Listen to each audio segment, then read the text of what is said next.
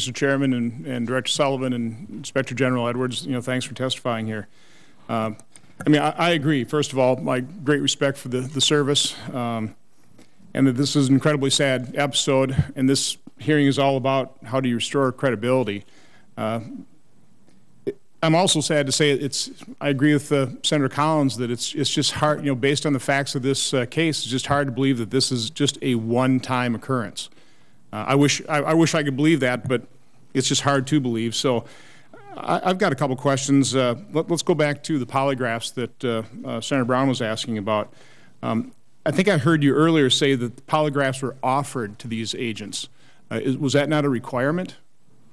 Sir, I believe we ended up doing about 14 or 15 polygraphs. But again, was it not a requirement? Sir, they have the option to refuse a polygraph. What kind of constraints did you find in your investigation? I mean, what constraints are there in trying to get to the facts of this based on just worker protections? Well, sir, going back to the polygraph, the fact of the polygraphs helped a couple of people keep their job. Mm-hmm. And those particular individuals who refused to take the polygraph, we were able to come up with other information that refuted what they were saying. So for us, not giving a polygraph didn't really impact the way this investigation was conducted, because we were able to prove the allegation without using the polygraph. Again, as we talked in our closed-door briefing, my concern is that additional information starts coming out, other stories come out month after month after month. We need to get this behind us. I'd imagine you have the exact same concern. In your investigation, what are you doing to make sure that we don't hear of another instance a month or 2 or 3 months out? I mean, specifically, what are you doing to ensure that doesn't occur, other than just your belief that you have faith in your agents? Well, again, part of it is, sir, that we've put together this professionalism reinforcement working group with Director Berry and Director Patrick. The Inspector General is going to be taking a look at our investigation. Last year in a government-wide viewpoint survey, when asked about if you would report an incident of unethical behavior, I believe nearly 60% of our employees responded that they would report it. We want to improve that number to its 100%. We want to encourage our employees that if they see unethical or behavior or misconduct, we want that to be reported to us. 40% is a very high percentage that wouldn't report.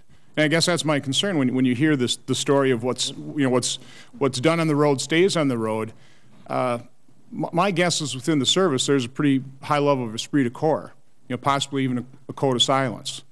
And so, barring utilization of polygraphs that are required, how do you really get to the bottom of this?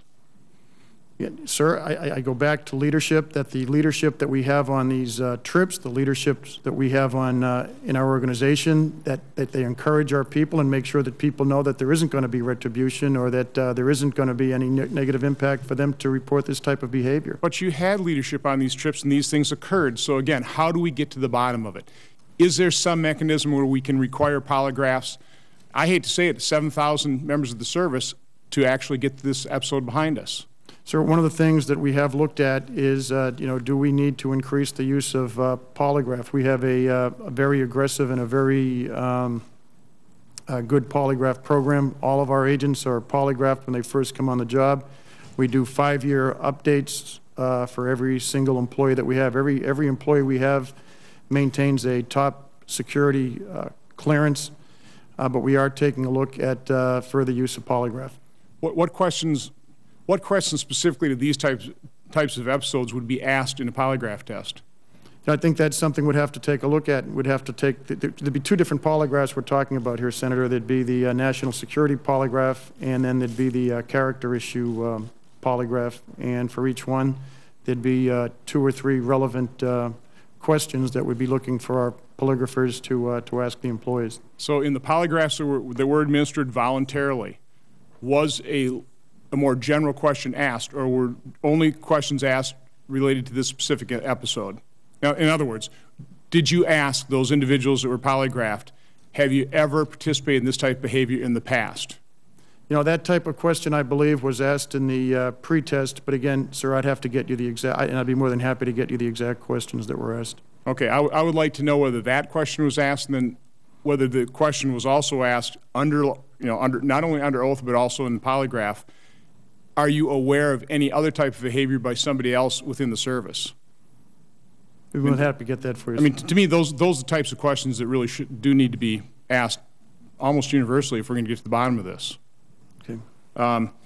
In terms of taking disciplinary action, up to and including discharge, do you feel constrained in your employment policies of actually being able to take the necessary steps?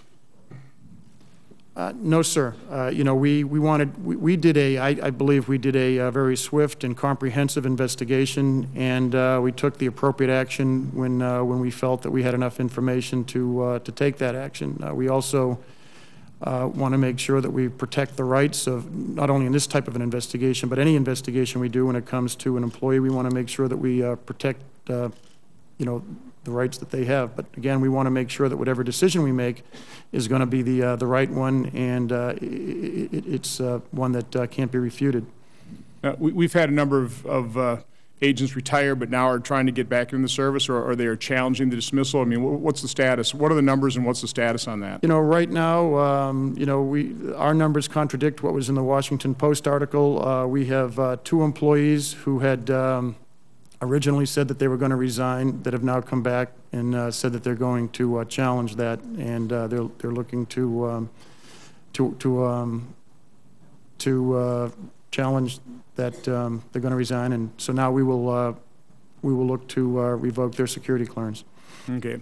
Well, I'm basically out of time. Thank you, Mr. Chairman. Thank you. Thanks, Senator Johnson.